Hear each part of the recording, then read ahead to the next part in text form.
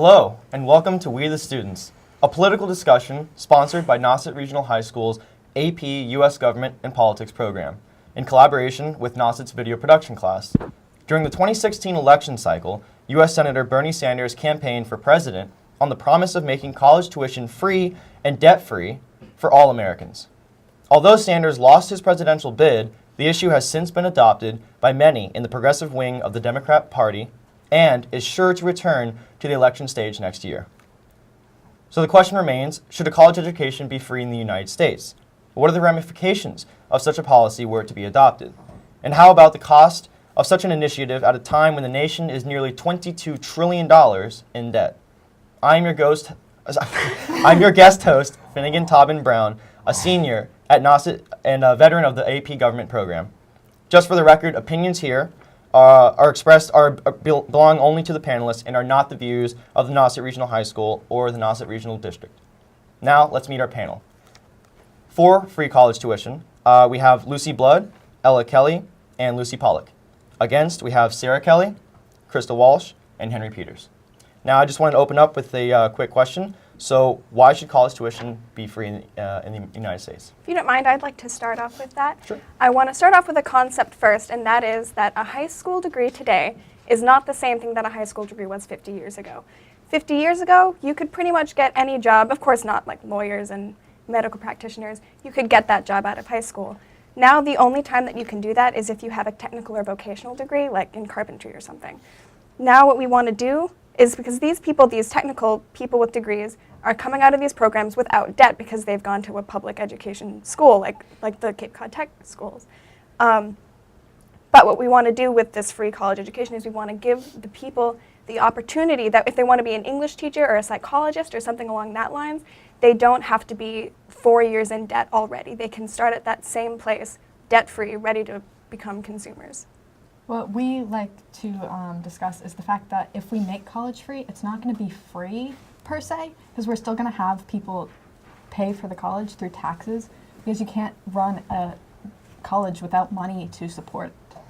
Well, actually, you're not necessarily going through taxes. There are a couple different options that you could do. First of all, taxes, yes, that's a touchy subject. No one wants their taxes raised. But if you're going to take the taxes approach, you really do have to think of this as an investment instead of just a flat rate. However, there are other options for us to pay for this. For instance, congressional budget cutting in other places that we don't necessarily need the budget anymore. That could help us. And also, I think Bernie Sanders said something about a Wall Street tax, right? Could you expand more on those budget places? Yes, I can. I have a couple places. For one, I want to talk about the Rural Utilities Service, which is, it's called the Rural the REA was established in 1935 in order to bring electricity to places like West Virginia and places that were kind of rural. They pretty much accomplished their mission by 1981, and we're still funding them. And I have a website that says that over the course of 1 year, we can save approximately $8.2 billion by cutting this, and over 5 years, $41 billion, which would significantly cut down on the cost if we were to go a route where some budget is cut in order for us to put this into our budget. I don't disagree with you on that, but in 2015 and 2016, the average cost of attending an undergraduate institution in the U.S., including all the living expenses and tuition, was $22,432, and more than 20 million students attend a post-secondary school, public and private.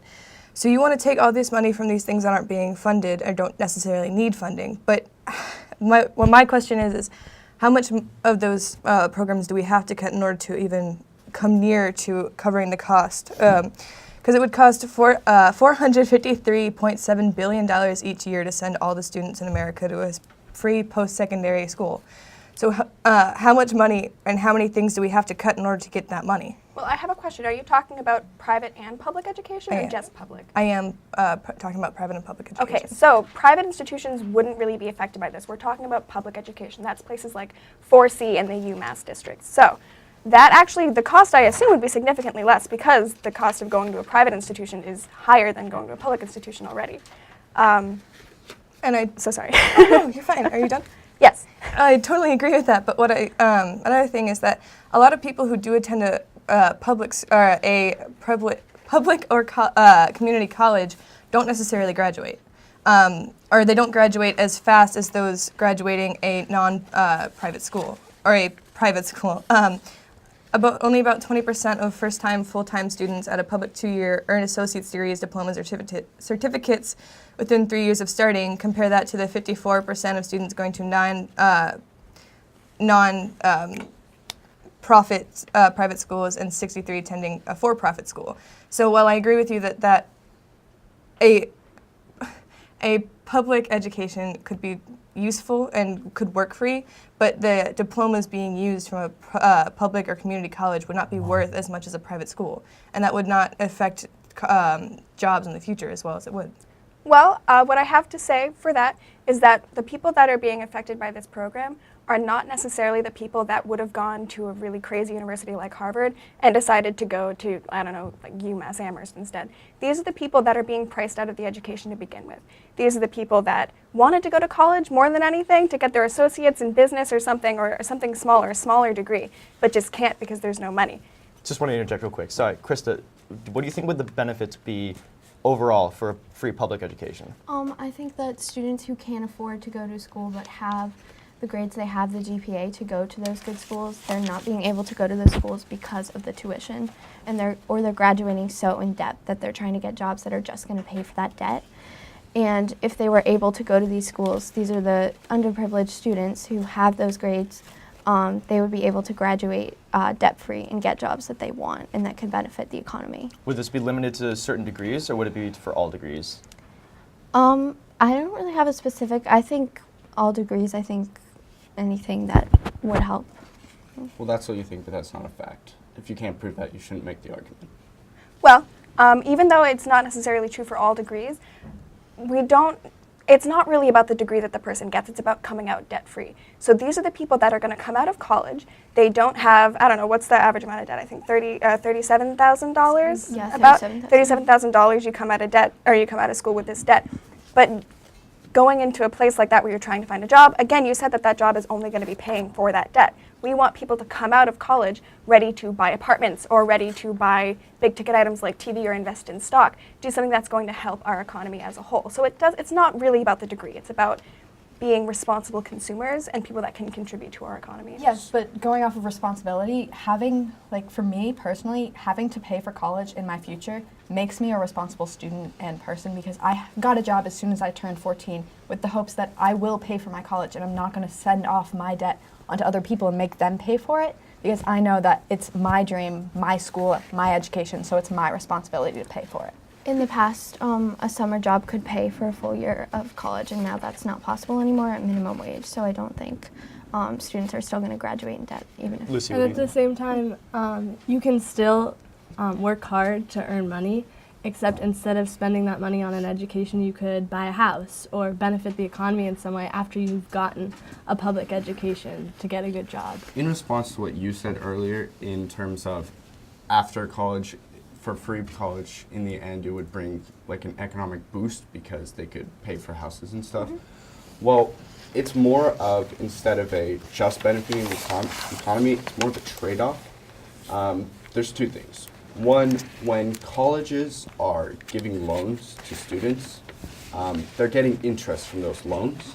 The same way that when a bank makes a loan or gives out a loan, they charge interest, and that interest benefits the economy. So when you take away those student loans, you're taking away the interest that goes to the economy and placing a bet on the students that might graduate or might get a job that requires a degree to benefit the economy.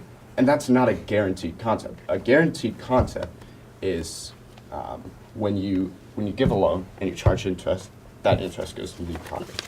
Although a lot of student loans, they get closed forgiven, and so then the students don't have to pay it back. In fact, many of the Pell Grants, it's like a 25-year limit, where if the student hasn't gotten a good job from their education, they no longer have to pay it back.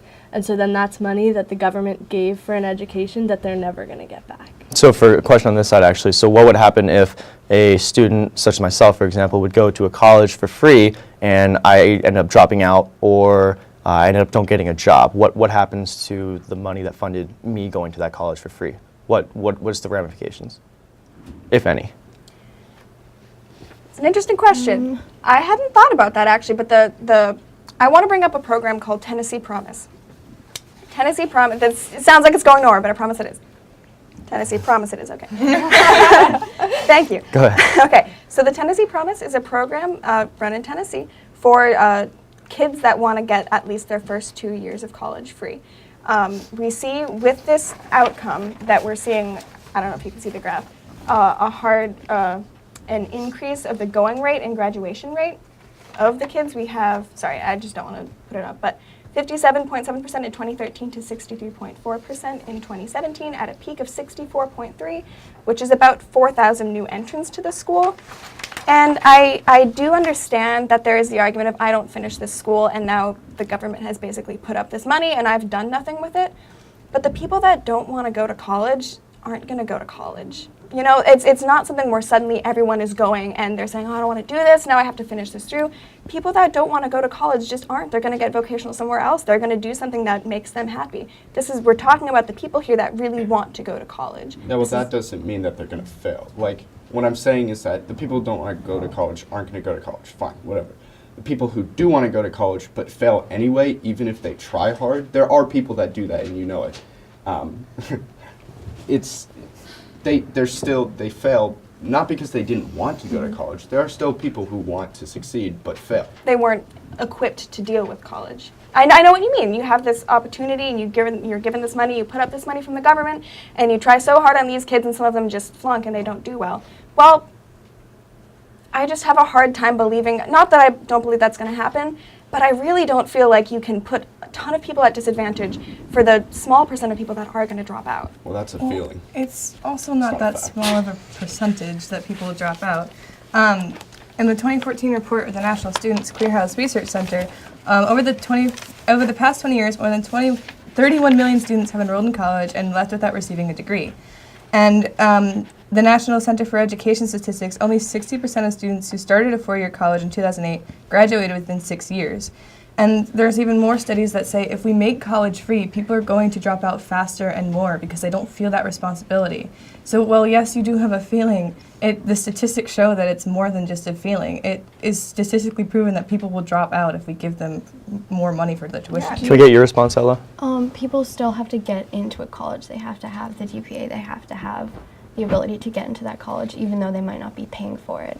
They still have to try hard to get in the first place. And do you know how many of the people that drop out now of college drop out because of financial reasons? I did actually find that.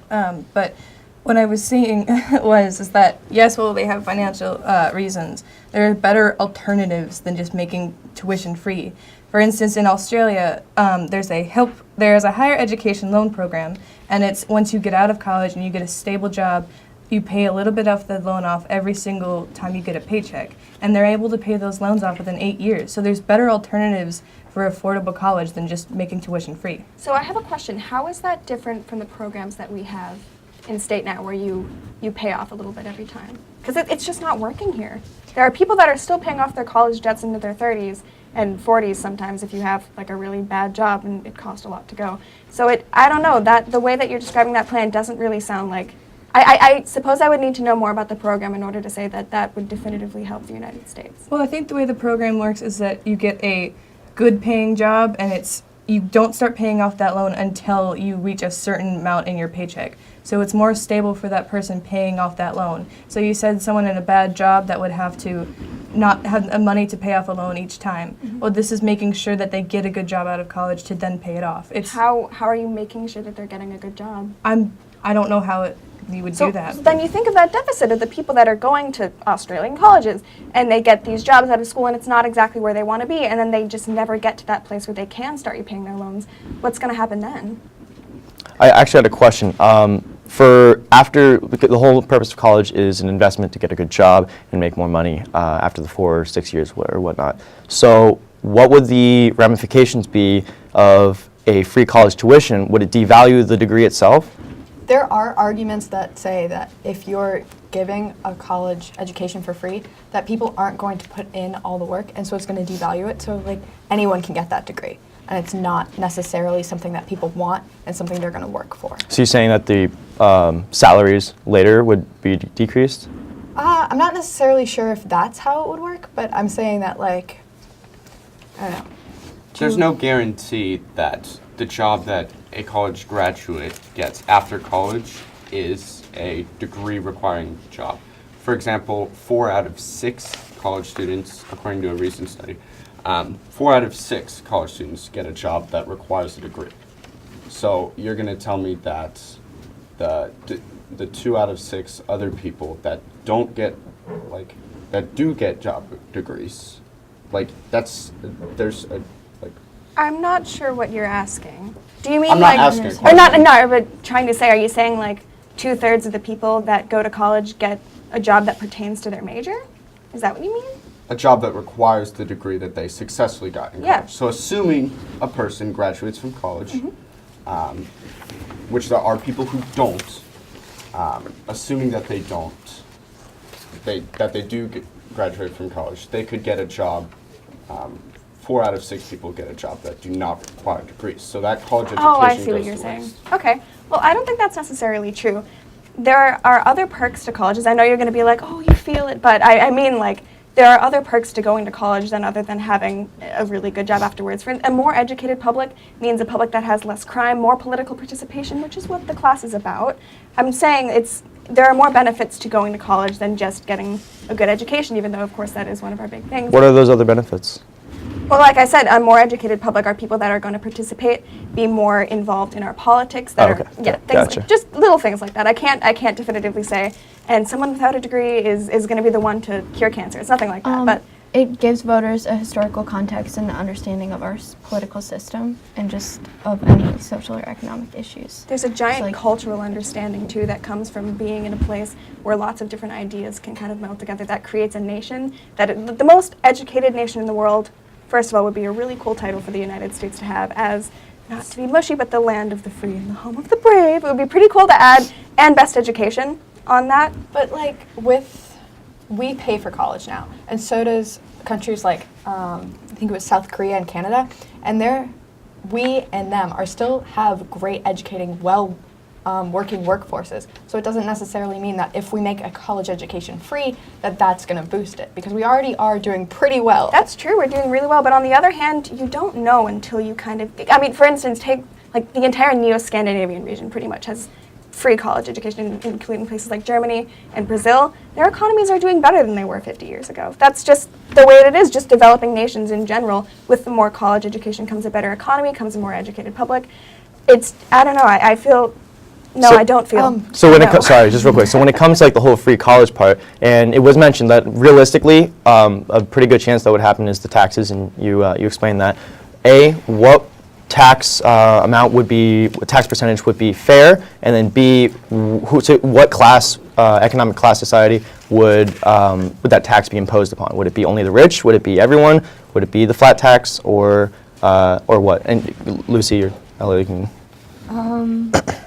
We could do Senator Sanders' plan has a Robin Hood tax on Wall Street, so it has a speculation fee on investment houses, hedge funds, and other speculations of 0.5% on stock trades, and a 0.1% fee on bonds, and a 0.005% on derivatives. So I think that account for about 67% of, and then the states would have to cover the other 33%. Yes, it So would working account for a with lot others. of the costs, but are you gonna tell those people they have to pay for other people's education?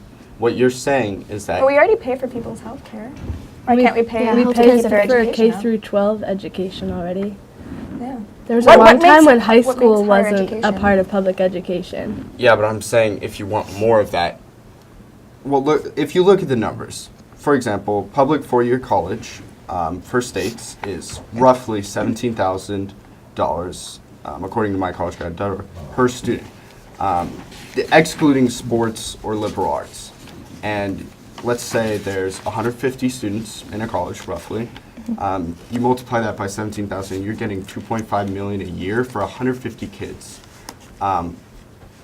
That money has to come from somewhere, and that's excluding the sports that those people that you want to put into college may want to get into college for. You're telling me that $2.5 million are going to come from taxpayers who may not want to fund other people who haven't earned that money yet. What do you have to say to that? Intense, yes. Well, I mean, I keep coming back to this saying that you need to think of this as an investment. It's not something where you can say, oh, I'm just going to pay, I'm going to have one person from rural Mississippi and we're going to make them pay $2.5 million, or like I'm going to take this really poor community and make them pay $2.5 million. There's a lot of people in this country, there are a lot of people going to college. It's an investment. It's a way for us to boost our education quality, to boost how many people are able to get this education, including people that wanted to get degrees but couldn't, had to come back to it. In England, they had free college up until 1998, and after that, their enrollment rates not only increased, but they found that the free college tuition subsidy was increasingly going to those from the richest backgrounds, so it's not necessarily going to help the poor who need to go to college. Another argument I would Touchy point. I'm going to make a touchy point. Okay. Affirmative action is something that we put in place in order to help the people that are at a disadvantage because of their race, and that's not necessarily helping the people that we're intending them to help. You know, it's helping the middle class African Americans that we're probably going to get into college anyway. It's not helping the people that it's intended to help.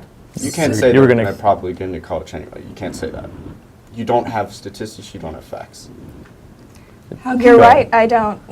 Go ahead. How can you ensure that these programs that you're putting in place would affect the people you want them to? Like you said, affirmative action doesn't affect the people it was made to. But we still have it, don't we? We do, and it.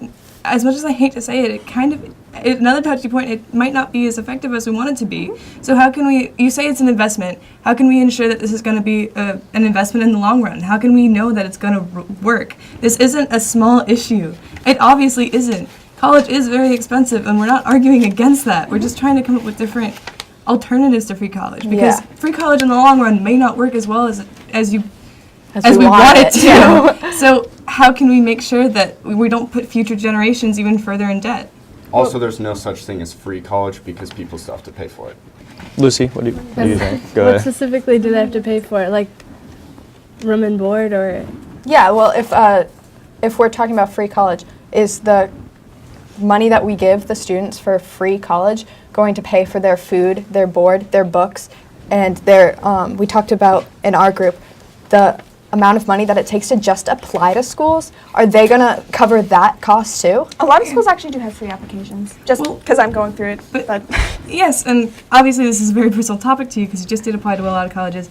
But the University of California, Los Angeles made over $5 million off of rejected application fees last year. Wow. Think of the amount of education, the amount of money that could go towards rather than just, that's denied applications too. That's not even going to that school. So if we got rid of a lot of applications, and yes, a lot of schools do free applications, but not every school does. So if you made it a universal policy to not charge for applications, we could save so much money, and so many people could, this money could go towards better costs. so like as an alternative, instead of making college free, just like kind of get rid of the admission, or like the application Just cost? cut out some things that would, and a textbook doesn't need to be $300, and some of them Yeah, are. we can't Still have control to pay that. for a We school can't loan control to that. get in. Yeah. And Sorry, I just want to interject. Another interesting point, actually, about the cost is the sports. Sports are a very, very large part, especially D1 colleges. Should it be imposed upon the those applying? Should they have to pay for the sports programs? Or in general, should they have to pay for something that they're not getting involved in? What do you guys think? no, if they're not gonna Get you- involved in it. And I know You your don't too. I know your argument is free courses and tuitions, and I don't know if you guys are arguing for free boarding or food or living expenses, but sports are ultimately a luxury. I mean, you know, we all have a favorite college sports team, but someone who wants to go to that school shouldn't have to pay for it. And I will admit that, and that's one of the things where, you know, that funding comes from donors or something else, and we could cut things that don't necessarily apply to the courses out of paying for college, and that would be easier and might work more efficiently than just making Making it tuition free. Well, when talking about money, and the reason why we don't want people to, why we want people to pay for college, I just want to give an example of why it would make sense to charge people to get into college. Let's say you're saving up for a car. You have to work hard for that car. unless say you're generally poor or you're lower middle class. You have to work, you have to save up money, you have to work, you have to spend your own time to get that car. When you buy that car, you value it more than you would a car that, let's say, your dad just gives to you for free. Therefore, when you have that car that you spent money for, you're gonna like have a sense of more responsibility when it comes to damaging it or getting in a car crash. So that same concept applies to college, in which if students have to work hard for their money, not only does it show colleges that they can work hard and they're dedicated to getting into college, it shows them that they have a sense of responsibility and it worked. They got the money and they, Yeah, the So more that's work you put in, Are the you saying benefits that you'll get. A college degree is something that you buy and not something that you work for once you get into college? No, I'm what saying we're that it saying. shouldn't be free. I'm saying that you Because still it can have be to free pay for and you it. can still Our demonstrate that students- you work hard by taking the classes and putting your all into the work you're doing without having to buy it. It's not like the kind of thing that you buy. I think that what we're trying to say is when you put the money into the college, it forces you to work hard. Like, you know, I'm not going to skip this class because I know it costs such and such amount of money, so I'm going to put the work in, and I know that I have to do my best because I'm not going to waste the money that I'm spending on this because I know that I pay for that. That's something, it's a luxury that I have, so I should go to this class. And Lucy, sorry. Sorry. Students who work still aren't. Students are graduating with like a staggering 1.3 trillion in debt that's growing. They're still not going to be able to pay for the entire college just by working a summer job or even working throughout the year. We're not saying work one summer job scooping ice cream is going to pay for a master's degree. We're saying that there's better alternatives. And Lucy, I would have to argue with your college essay. Did you mention how you worked summers and how it taught you work ethic and how you used money? You're gonna hate this, no. Well, personal experience, my brother has worked since he was 12. He's just done these things because he knows the value of money. And that's kind of what Kristen was saying is when you work these jobs, you know the value of money. And I know you can't use a summer job to get into college. It's just not realistic. We don't live in 1964 anymore. But what I am saying is that paying for this college is going to teach you responsibility and it's going to teach you work ethic that you can use further in life, not just in college, in jobs, in raising a family, and things that apply more to just an education. I'm so sorry. Unfortunately, we're just about out of time, so we'll have to hold the discussion right there. We thank Nauset High School's television production class and Lower Cape TV for making this valuable experience possible for all of us. That concludes another segment of We the Students, political discussion sponsored by Nauset Regional High School's AP U.S. Government and Politics program. I'm Finnegan Toppin Brown, and thank you for watching.